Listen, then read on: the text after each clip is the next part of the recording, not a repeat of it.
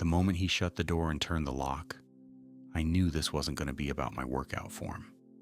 Coach Marcus stood in front of the door for a few seconds, hand still resting on the lock like he hadn't fully decided what came next. His jaw was tense, his chest rising and falling just a little faster than usual. And when he finally turned to face me, there was something in his eyes I hadn't seen before. Something that made my stomach twist and my skin heat up under the fluorescent lights. He said, "We need to talk." And everything I thought I understood about us started to shift. We'd known each other for almost 6 months. I signed up for one-on-one sessions at his gym after a breakup, left me feeling like I needed to rebuild myself, physically, emotionally, all of it. Marcus was the trainer they all talked about, ex-military, built like a statue, quiet but intense, and always professional. Always. He didn't flirt, he didn't joke around. He corrected form with a nod and complimented progress with a short, "Good work." But something had started to change recently. Small things, subtle things. The way he lingered after our sessions, the way his hand stayed on my shoulder longer than necessary, the way his eyes watched me between sets like he was trying not to be obvious. Hey, if you're here and feeling the vibe already, hit like, drop a comment, and subscribe to support these stories and help more people find them. It means the world, and it keeps us going. Thanks for being here. I thought maybe I was imagining it, but today, something felt different from the start. He was distracted during the workout. His corrections were slower, more thoughtful. When he adjusted the resistance on the cable machine, his hand brushed my side, and instead of stepping away like he usually did, he stayed there, just long enough for my heart to start racing.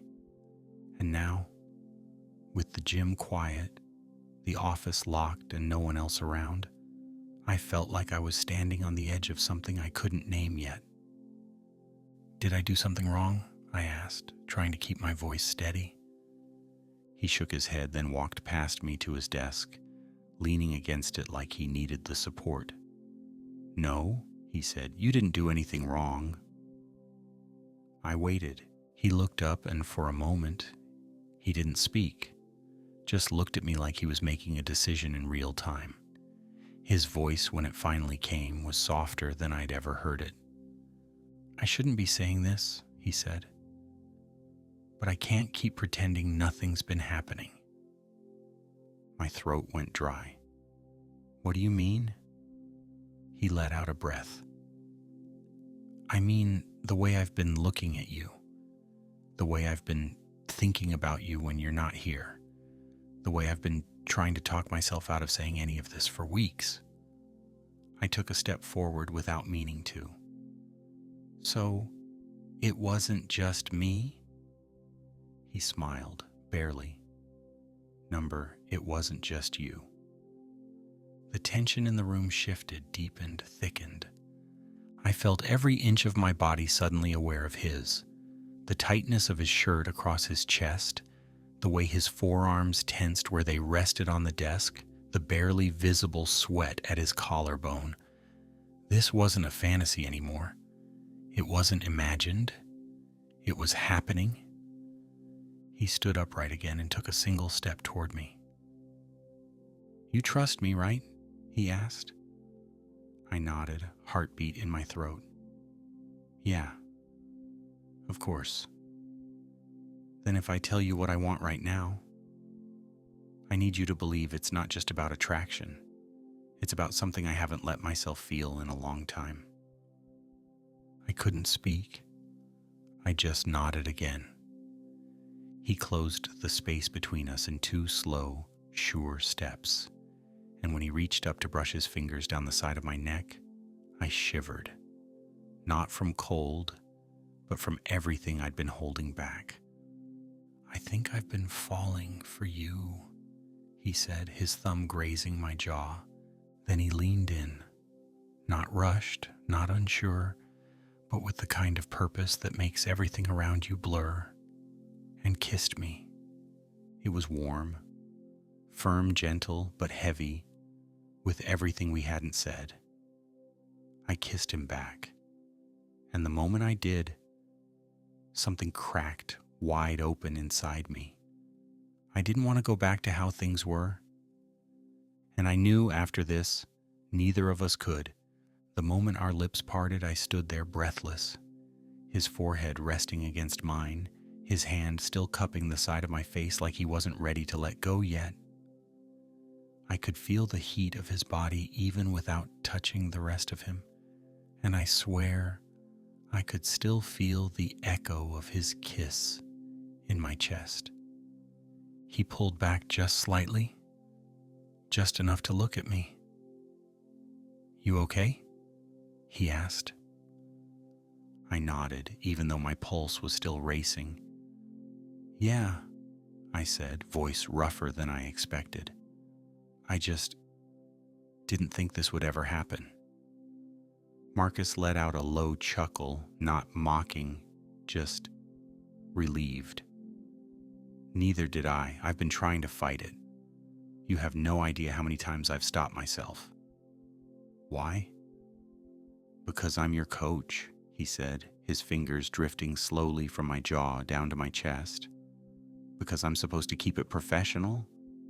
Because I've never done anything like this before?" I swallowed hard, feeling the space between us buzz with everything we both wanted and weren't quite sure how to reach for. "But you wanted to," I said. He nodded. "Since the first time you smiled at me after a set and asked if you were getting stronger, like you didn't already know you were." That made me laugh, nervous but warm. "You noticed that?" He stepped closer again, his hands settling gently on my hips this time. "I noticed everything. The way you work, the way you look at me when you think I'm not watching, the way you lean in when you ask questions." We were so close now that I could feel the warmth of his breath on my lips. And then, just like that, his hand moved up under my shirt. Slow, deliberate, his palm sliding up over my stomach, pausing over my chest like he was waiting for me to stop him. I didn't. I leaned into his touch like I'd been craving it, without even realizing. His voice dropped lower. "I don't want this to be something we forget." "It won't be," I said. "I don't think I could forget it if I tried." That's when he kissed me again. Deeper this time, more intense, his hand pressing into my back as he pulled me against him. His other hand slid up my spine, fingers strong and sure, but careful, always giving me the chance to pull away. I didn't want space, I wanted him. We backed toward the desk without even breaking the kiss, his lips moving to my neck, my jaw, every inch he could reach without rushing it. He lifted me slightly onto the edge of the desk, standing between my legs as our bodies pressed closer, more real than I ever imagined. His kisses slowed. Then he looked up at me again, this time serious. "I don't do casual," he said. "Neither do I replied. He nodded once, like that was all he needed to hear, and then his hands slid around to my lower back, pulling me into a slow, grounding hug that was somehow even more intimate than the kiss. He didn't need to say anything else. Neither did I. Because in that quiet moment, with the gym empty, the door locked, and his arms wrapped around me like I belonged there, we both knew something had already shifted. And there was no going back now. I didn't realize how tightly he was holding me until I felt his chest rise and fall against mine, steady but heavier now, like something in him had finally let go.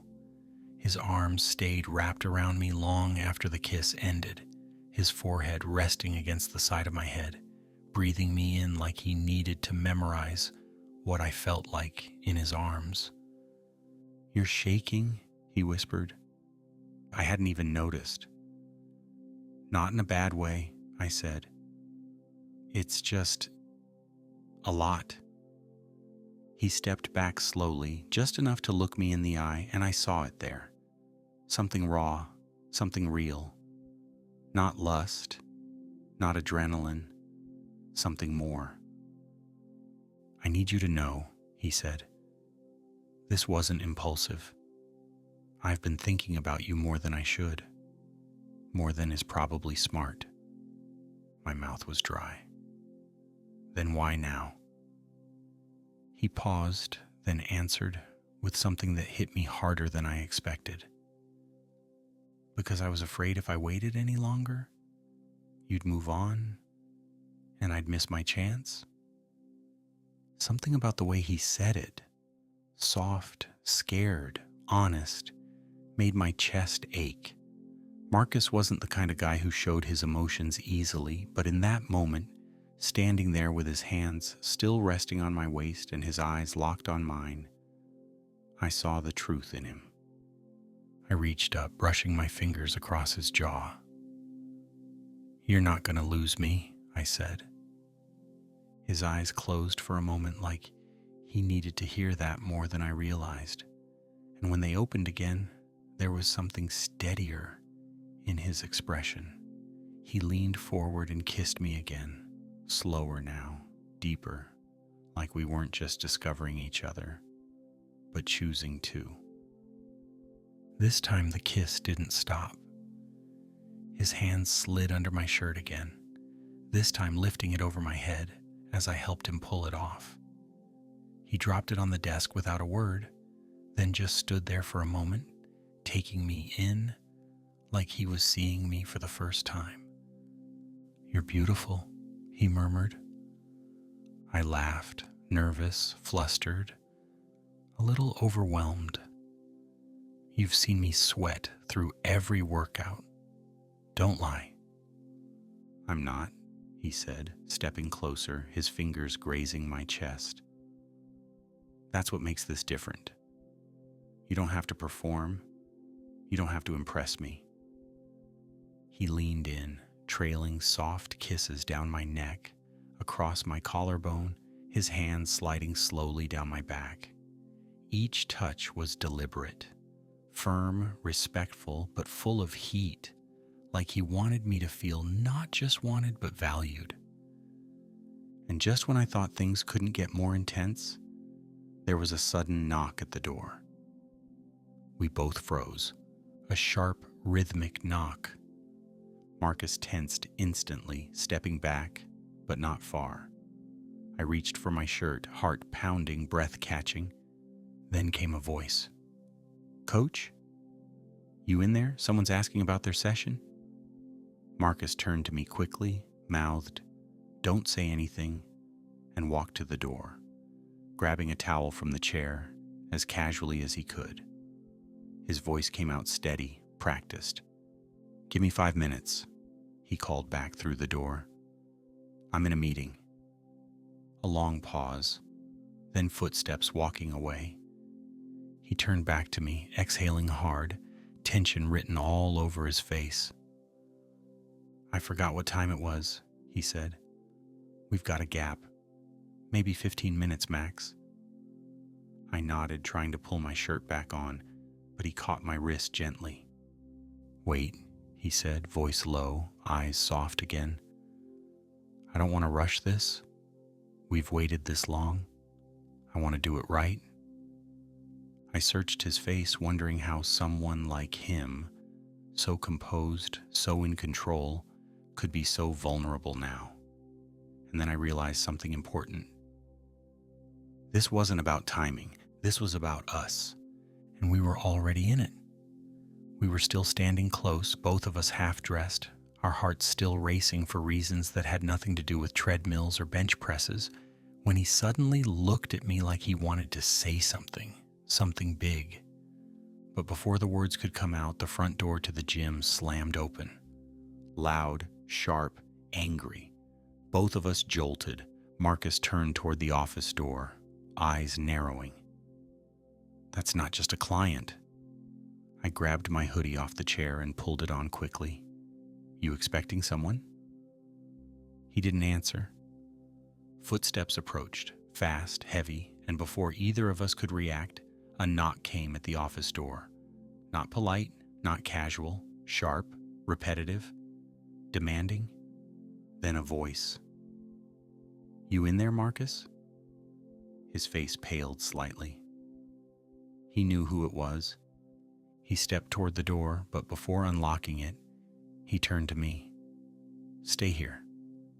Don't say anything. I stood frozen as he unlocked and cracked it open, only a few inches. What do you want, Dan? He asked, voice low and calm, but I could hear the tension beneath it. Dan. I didn't recognize the name, but I recognized the tone. It was the kind of voice you use with someone who knows too much. Outside the door, a man scoffed. Don't play it cool. You left me on red for 4 days, and now I find out you've got someone else in your office while you cancel on me. Marcus didn't respond right away. Then finally, this isn't the time or the place. Dan laughed, bitter. Guess it's not the first time someone's caught you slipping. Then silence. Marcus shut the door. Not slammed, just firm, heavy. He turned around, pressing his back to it, running a hand through his hair. I didn't speak. I waited. He looked up at me, jaw tight, guilt flickering in his eyes. That was someone I used to hook up with, he said quietly. It wasn't serious. We haven't spoken in weeks. I nodded slowly. But it sounds like he didn't get the memo. I was trying to end it clean, he said. Then you happened and everything changed, and I didn't finish what I should have. I crossed my arms, more confused than angry. Was this happening while you were? No, he cut in, never. Not since I started feeling something for you. I swear. He walked toward me, slower this time, like he didn't know if he was still allowed to touch me. I messed that up, he said. I know how this looks, but I haven't been lying to you. Not about what this means. My head was spinning. It felt like we were finally moving forward. And now something, or someone, was trying to pull him back. I took a deep breath. Then tell me the truth. Are you still talking to him? No, he said immediately. And I won't. You don't deserve to wonder. He reached out, hand brushing the side of my face. I let him. I want this, he said. You. Not whatever that was. You're the first person who's made me think about more than just the moment. I searched his eyes, still unsure, but not unwilling. After a long pause, I stepped forward and let him wrap his arms around me again, this time slower, tighter. I believe you, I said, but no more locked doors unless you're done with ghosts on the other side. He gave a breathy laugh, forehead resting against mine. I'm done with ghosts, he whispered. From now on, I'm only chasing what's real. And as his lips found mine again, deeper, slower, more certain than ever, I knew we weren't falling apart. We were falling in. After the tension, the drama, and the slammed doors of earlier, it felt strange how quiet everything became when we kissed again. Not rushed, not desperate, just still. Marcus held me like I was something fragile he wasn't used to being allowed to touch, like I could vanish if he let go too fast. But the truth was, I didn't want soft anymore. I wanted real. I wanted him, without half measures or secrets behind the door. So this time, I took control. I reached for the bottom of his shirt and tugged it upward slowly, letting my fingers skim the lines of his abs as I pulled the fabric over his head. He let me. He didn't say a word. He just watched me with something between hunger and admiration, his hands gripping my hips, grounding himself through me. "You sure?" he asked, voice low, careful. I nodded. I've never been more sure of anything in my life. His smile was small, but it reached all the way to his eyes. "Then come here." We kissed again, but now the hesitation was gone. His hands ran down my back, stopping at the curve of my waist before gliding up beneath my hoodie. My skin tingled with every movement, slow, smooth, like he was learning a language he'd only dreamed of speaking. He laid me back on the cushioned bench tucked beside his desk, hovering over me, his lips exploring my neck, his chest brushing mine, breath heavy but patient. Every touch was a question, and my body answered yes, yes, yes. We didn't rush into sex, not that time. But we explored everything else with our hands, our mouths, our closeness. It was like building something brick by brick. Fingers through hair, kisses to my ribs, his body wrapping around mine like he'd always meant to be there. And through it all, he whispered things. "You're so much more than I expected. I haven't wanted someone this way in years. I'm scared, and I don't want that to stop me anymore." Eventually, we just held each other in silence, half-dressed, completely tangled up, hearts slowing in sync. I rested my head on his shoulder. "This doesn't feel like something temporary." "It's not," he said instantly. "Not to me."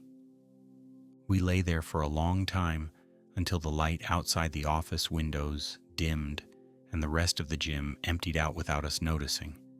When we finally got up and dressed again, everything felt different, but in the best possible way. Marcus walked me to the back door instead of the front, a quiet, private exit he said was just for staff.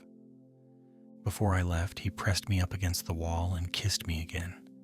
Harder this time, full of things he still hadn't said. Then he looked at me and asked, "You coming back tomorrow?"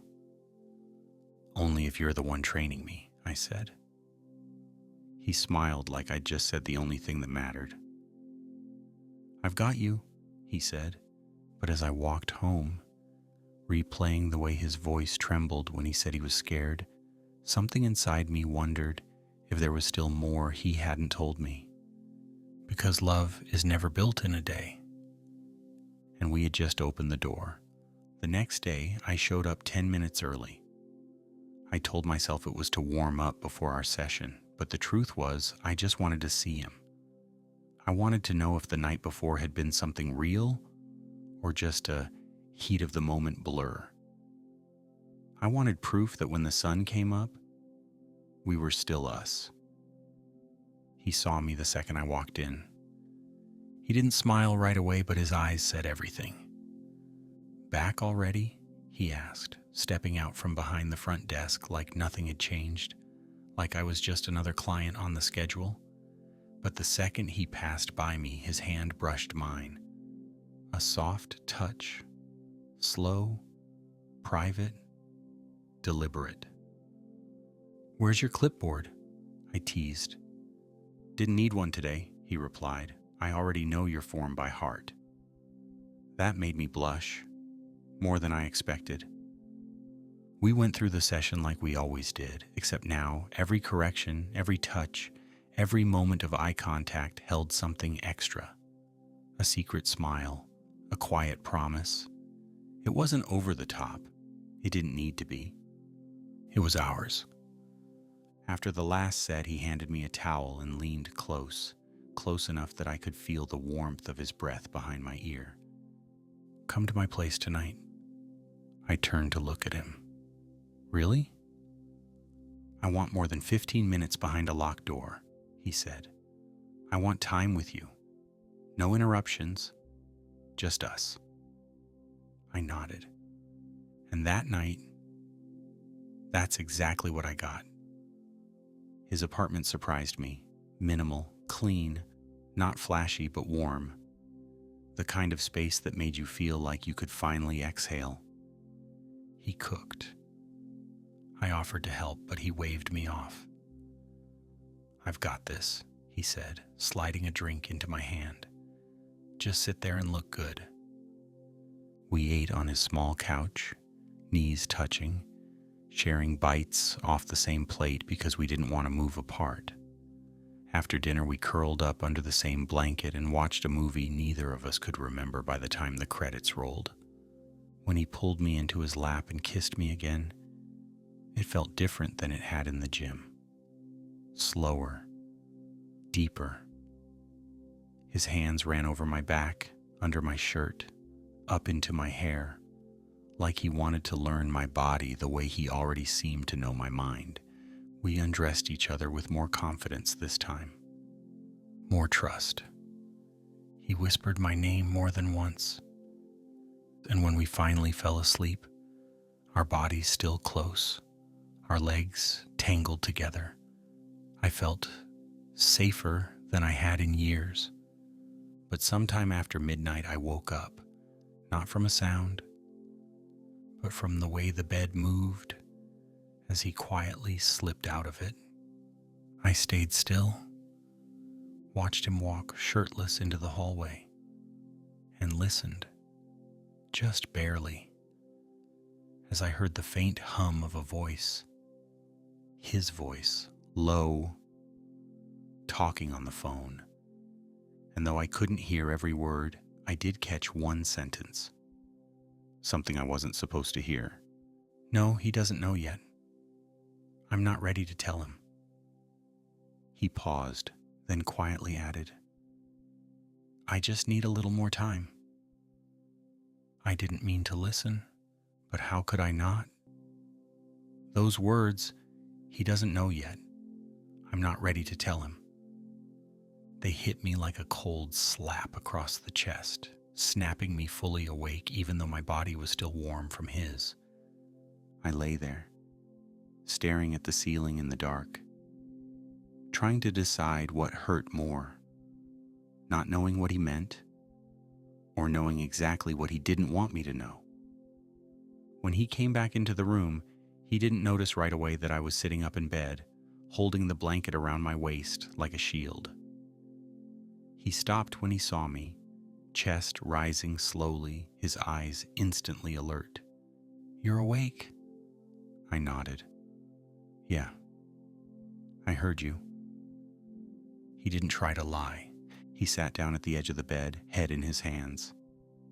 "I wasn't trying to keep things from you." "But you did," I said, my voice sharper than I expected.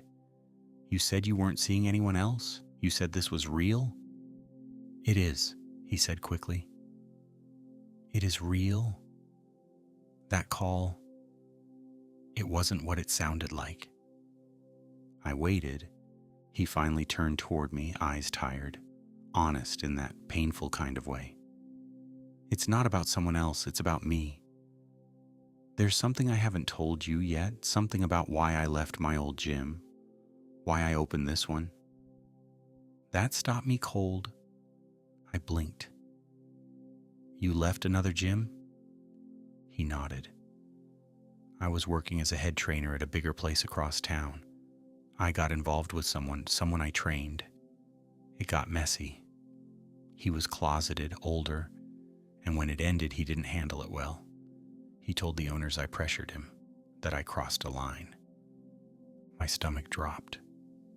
"They never proved anything," he added quickly. "There was no evidence, but it was enough to ruin my name, so I walked away. I opened this place with what was left of my savings, and I promised myself I'd never blur the lines again. I stared at him, breath caught. "And then you walked in," he said softer now, "and I felt something I hadn't felt in years. Something I didn't want to mess up. Something worth starting over for." "So why the secret?" I asked. "Why the call?" He looked down. "Because the guy, he's been reaching out again, trying to clear the air. He says he wants to apologize, but I don't trust him. I haven't told him about you. I don't want to mix you into something that almost destroyed me." I sat still for a long time. I believed him. That much I knew. But it didn't take away the sting of feeling like I was only getting half the truth. "You should have told me," I said. "I know," he whispered. "I just didn't want to lose you before I even got to keep you." We sat in silence after that. The kind of silence that only exists between two people who suddenly realize how delicate something real can be. Then I reached for him, not because everything was perfect, but because he didn't run, he stayed. "I want to know everything," I said.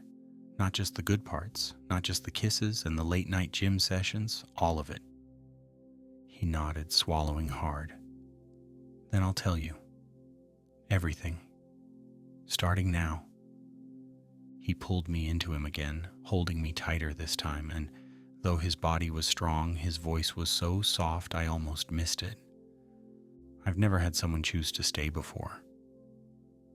I rested my head on his shoulder. Then maybe it's time someone did. The next morning felt nothing like the one before. There was no guessing, no pretending, no wondering if what we'd shared could survive the weight of truth. There was just quiet, real quiet, the kind that settles in when the people in the room finally see each other fully and choose to stay anyway. Marcus was already in the kitchen when I woke, standing barefoot in basketball shorts, frying eggs like he'd done it 100 times before. He looked up when he saw me, eyes soft. "I didn't want to wake you." "You didn't," I said, walking over, still in nothing but his hoodie. He watched me come closer. "Didn't think I'd get to see you still here?" I smiled. "Didn't think I'd want to be." He stepped around the counter and wrapped his arms around me, pulling me in for a hug that said more than any apology ever could. We didn't need big words this time, we just needed this. "You okay?" he asked quietly. I nodded against his chest. "Better than okay." We spent the morning slowly, coffee, eggs, music, low in the background. He told me everything about the guy, the fallout, the guilt, the shame. I listened, not just to what he said, but to the parts he hadn't shared before. The way his voice cracked when he talked about losing his reputation, the hesitation when he admitted he'd stopped believing in good things happening for him. I kissed his shoulder and said, "I'm not going anywhere." And this time he believed me. Later that week I showed up for my regular training session, but everything had changed. He still handed me weights and corrected my form, but his hand would graze my back on purpose now. He'd wink when no one was looking. He'd pull me into the office between sets just to kiss me and say, "Still can't believe I get to do this." We didn't tell anyone at first. Not because we were hiding, but because sometimes the best things need time to grow quietly away from the noise.